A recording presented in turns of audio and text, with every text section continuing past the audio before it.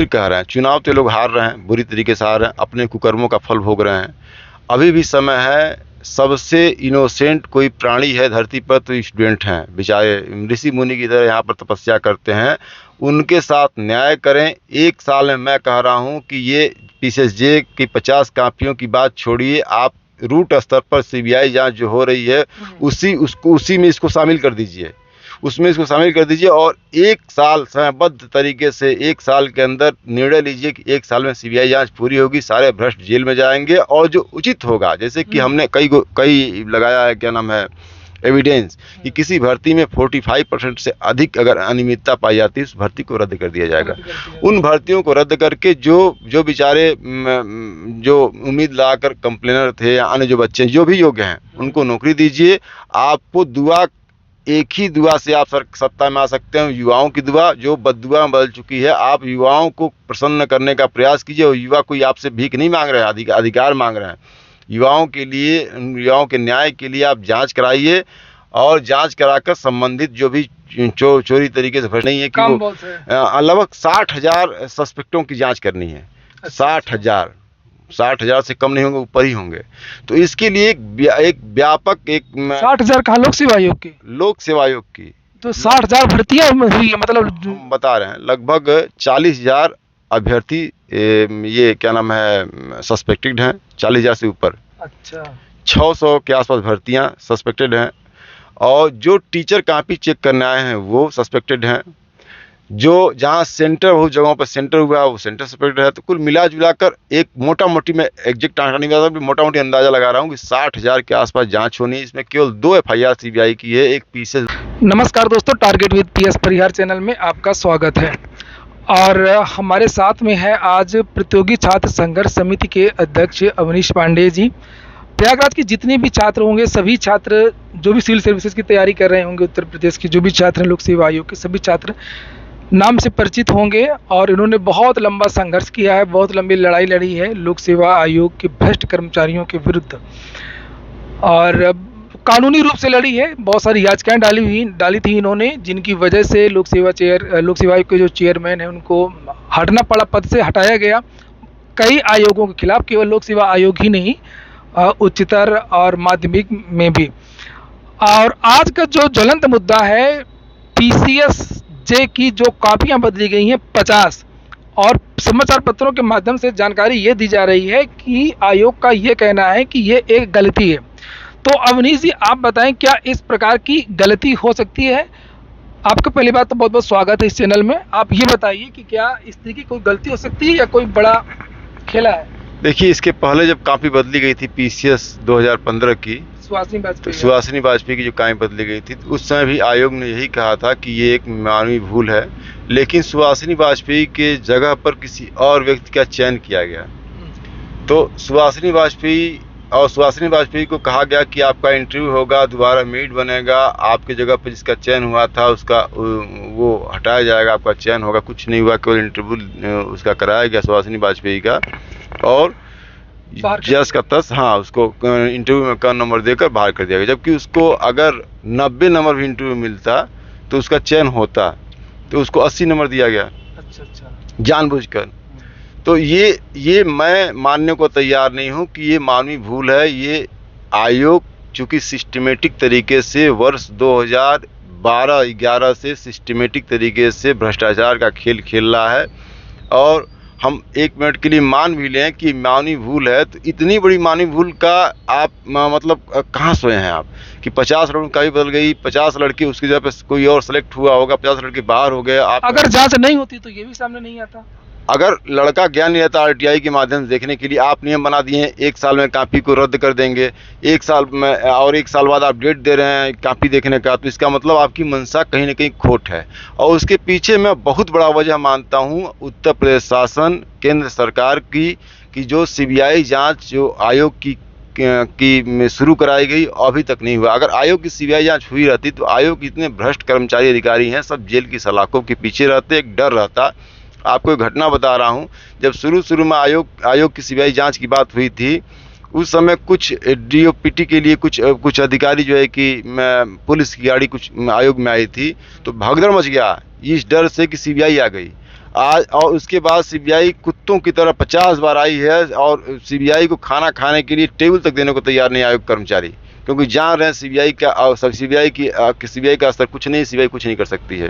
अच्छा। एकदम निर्भीक हो चुके हैं कि हमारे जो है कि लोक सेवा आयोग में सीबीआई के बस का कुछ भी नहीं जांच करना, और सीबीआई जांच करने में अक्षम साबित हो गई। मतलब आपके कहने का मतलब ये है कि अगर सीबीआई तो जांच चल रही है लोक सेवा आयोग में 2012 से लेकर के 15 तक की भर्तियों की, 17 तक की भर्तियों की, तो आज ये सब चीजें नहीं हो पाती। ये जो चीजें अभी भी लगातार, ये जो भ्रष्टाचार है, जो खेला है, या जो गलती है, जो कहा जा रहा तथाकथित गलती हो रही है, मानवीय भूल हो रही है, ये नहीं होती। नहीं, सीबीआई हाँ नहीं होती, लेकिन सीबीआई की गलती तो है ही है। दूसरी गलती एक बहुत बड़ी है केंद्र सरकार और राज्य सरकार की।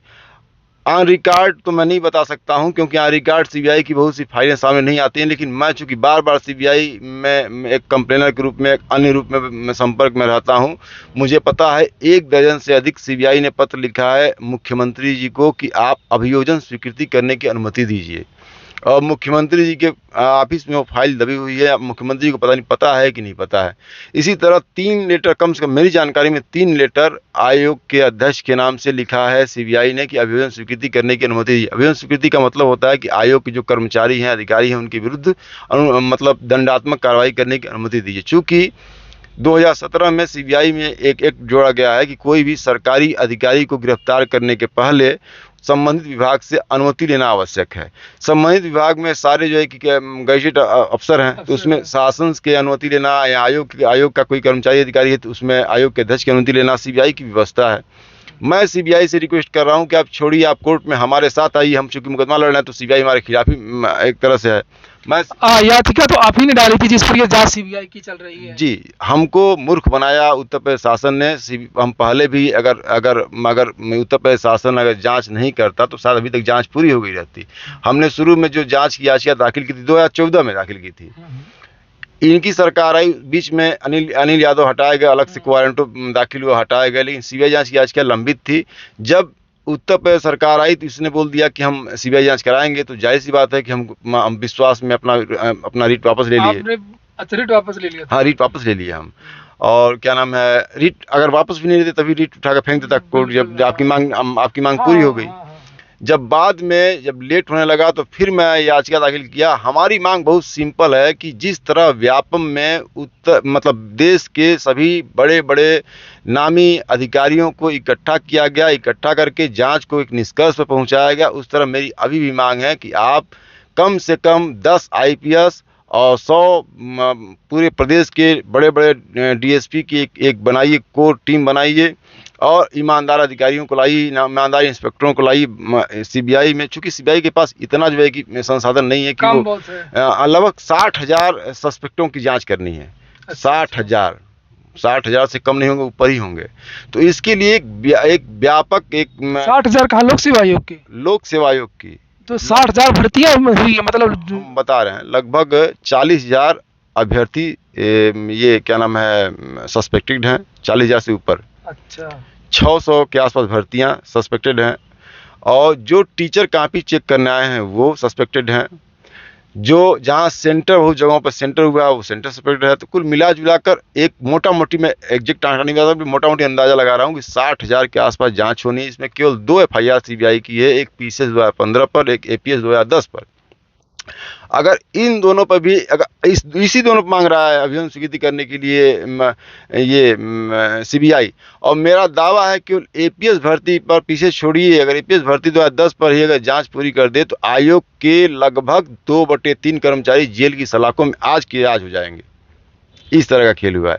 लेकिन कहीं ना कहीं सीबीआई के हाथ को बांधा गया है। तो मैं सीबीआई से ज़्यादा दोष कहीं ना कहीं मैं मानता हूँ योगी आदित्यनाथ का है, मोदी जी का है, और मैं बहुत दुखी होकर कह रहा हूँ कि न्यायपालिका की भी तो शिथिलता, जो एकदम शिथिल हो जाना, कि सीबीआई को बार बार डायरेक्शन देना चाहिए। नहीं, सीबीआई है क्या आपके समक्ष? अगर न्यायपालिका को आप देखें तो सीबीआई भी एक कर्मचारी के रूप में आपके समक्ष है। आप मेरी कम से कम 50 बार आप समय दे चुके, सीबीआई की हिम्मत कैसे हुई कि आपकी बात को नहीं मान रहा है? आप 50 बार बोल रहे हैं कि आप स्टेटस लगाइए, आप स्टेटस लगाइए, जवाब लगाइए, अब जवाब लगाने को तैयार नहीं हो रहा। इसका मतलब कहीं ना कहीं से मैं दुखी हूँ न्यायपालिका से भी। और मैं कभी कभी इतना दुखी हो जाता हूँ कि मन करता है कि मैं सारा सब कुछ अपना याचिका वापस ले लूँ, हाथ जोड़ लूँ, माफ़ी मांग लूँ अपने छात्र बंधुओं से कि जितना लड़ा उतना लड़ा, अब मेरे बस की लड़ाई नहीं है। सही बात है। और अब आगे क्या होगा? आगे इसमें अगर मैं एक दो कुछ समय तक और वेट करूंगा, कुछ समय तक हाई कोर्ट का, चूंकि सुप्रीम कोर्ट में जाऊंगा तो वहां से भगा दिया जाएगा कि आ जाइए हाई कोर्ट। तो मैं एक या तो याचिका वापस लेकर हाई कोर्ट में, सुप्रीम कोर्ट में जाऊं, या यहीं पर भी करूं। तो देख रहा हूं कि कुछ होगा तो होगा। तो यहाँ पर देखा आपने, अवनीश जी का ये कहना है कि ये सभी के साथ में धोखा हुआ है। छात्रों के साथ में 2017 में छात्रों को बहुत उम्मीदें थी कि सरकार अगर बदलेगी तो निष्पक्ष जांच होगी, लेकिन कहा जाता है कि देर से मिलने वाला न्याय न्याय नहीं माना जाता है। और बहुत सारे जो विद्यार्थी, मुझे तो लगता है कि उस समय के लगभग 80% विद्यार्थी तैयारी छोड़ चुके होंगे। 80% 35 आई मतलब सीबीआई के इतिहास में इतना कंप्लेन कहीं नहीं मिला जहां 35,000 लड़कों ने साक्ष्य दिया है। मैंने खुद साक्ष्य दिया है। यहाँ पे तेलियरगंज में जब इनका कैंप लगा हुआ था तो लिफाफे जब जमा हो रहे थे, हम लोग जाकर के बैठा करते थे वहां पर घंटों।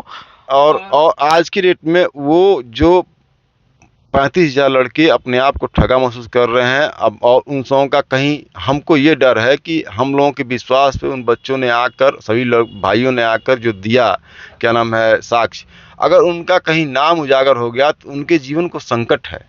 बिल्कुल संकट सीबीआई को, शासन को, सबको सोचना चाहिए कि उन लड़कों की रक्षा के लिए कुछ करेंगे कि नहीं करेंगे। मान लीजिए हमको छोड़ दीजिए, हमको जो होगा होगा, लेकिन अन्य जो 35,000 36,000 लड़के ने जो कंप्लेन किया, अगर कोई जान गया, कंप्लेन किया है, जिनके खिलाफ वो लोग चयनित हैं और उच्च पदों पर हैं, और जो चयनित हो गए हैं, जो डीएसपी बन गए हैं, एसडीएम बन गए हैं गलत तरीके से, वो लोग क्या कार्रवाई कर सकते हैं? सोचने वाली बात है। छात्रों ने कितना बड़ा रिस्क लिया था उस समय। वैसे तो कोई एक छात्र निकल करके नहीं आता बताने के लिए, और यहाँ पर 35,000 छात्रों ने कंप्लेन की। 35,000 ना, 35,000 से ऊपर, 36,000 के आसपास जी जी जी कंप्लेन के साक्ष्य दिए हैं, साक्ष्य दिए हैं। और आज की डेट में वो बेचारे डरे सहमे हैं, अपने जो भी है उनको उनके हाल पे छोड़ दिया। सीबीआई ने भी छोड़ दिया, स्टेट ने भी छोड़ दिया, सब लोगों ने उनके हाल पे छोड़ दिया। पूरी तरह पॉलिटिक्स हुई है। और मैं फिर कह रहा हूँ कि अगर योगी राज को दोबारा आना है तो एकमात्र रास्ता सीबीआई जांच से ही आएगा, नहीं तो योगी सरकार हारने जा रही है चुनाव। हाँ, निश्चित पीछे लेकर तो लगातार हो रही है और आगे भी होना तय है। क्योंकि जो एक कॉपी बदली गई, सुहासिनी वाजपेयी की तब इतना हुआ था, 50-50 कॉपियां बदली जा रही हैं। तो आप क्या सलाह देंगे उत्तर प्रदेश सरकार को? हम फिर कह रहे हैं, चुनाव तो लोग हार रहे हैं, बुरी तरीके से हार रहे हैं, अपने कुकर्मों का फल भोग रहे हैं। अभी भी समय है। सबसे इनोसेंट कोई प्राणी है धरती पर तो स्टूडेंट हैं, बेचारे ऋषि मुनि की तरह यहाँ पर तपस्या करते हैं। उनके साथ न्याय करें। एक साल में मैं कह रहा हूँ कि ये पीसीएसजे की 50 कापियों की बात छोड़िए, आप रूट स्तर पर सीबीआई जांच जो हो रही है उसी में इसको शामिल कर दीजिए, उसमें इसको शामिल कर दीजिए। और एक साल समयबद्ध तरीके से, एक साल के अंदर निर्णय लीजिए कि एक साल में सीबीआई जांच पूरी होगी, सारे भ्रष्ट जेल में जाएंगे। और जो उचित होगा, जैसे कि हमने कई लगाया है, क्या नाम है, एविडेंस, कि किसी भर्ती में 45% से अधिक अगर अनियमितता पाई जाती है, उस भर्ती को रद्द कर दिया जाएगा। उन भर्तियों को रद्द करके जो बेचारे जो उम्मीद लगाकर कंप्लेनर थे या अन्य जो बच्चे जो भी योग्य हैं उनको नौकरी दीजिए। आपको दुआ, एक ही दुआ से आप सत्ता में आ सकते हैं, युवाओं की दुआ जो बद्दुआ में बदल चुकी है। आप युवाओं को प्रसन्न करने का प्रयास कीजिए। और युवा कोई आपसे भीख नहीं मांग रहे हैं, अधिकार मांग रहे हैं। युवाओं के लिए, युवाओं के न्याय के लिए आप जांच कराइए, और जांच कराकर संबंधित जो भी चोरी तरीके से, भ्रष्टाचार तरीके से चयनित हुए उनको जेल भेजिए और उचित लोगों को चयनित कीजिए। तो यहाँ पर ये है कि अब सरकार जो है, ये आप बात याद रखे कि छात्रों को समानता हल्के में लेती हैं सभी सरकारें। अखिलेश यादव की जो सरकार गई थी उसमें बहुत बड़ा कारण, 90% जो कारण हार का था वो केवल भ्रष्टाचार था सभी भर्ती बोर्डों का।